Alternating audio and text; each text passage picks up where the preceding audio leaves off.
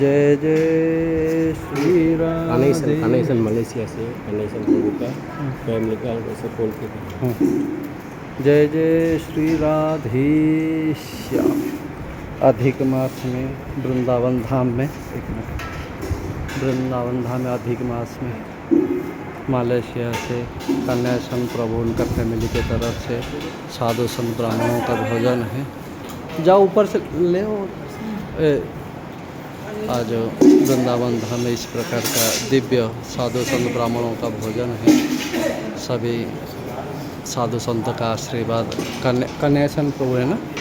कन्यासन प्रभु उनका फैमिली के கணேசன் பிரபு மலேசியா அவருடைய ஃபேமிலிக்காக அவர் குடும்பத்தாருக்காக இந்த அதிக் மாதம் புருஷோத்தம மாதத்தில் சாது சந்துக்களுடைய போஜனம் பிராமண போஜனம் ரொம்ப விசேஷமாக இந்த நாள் நடைபெற்றிருக்கு.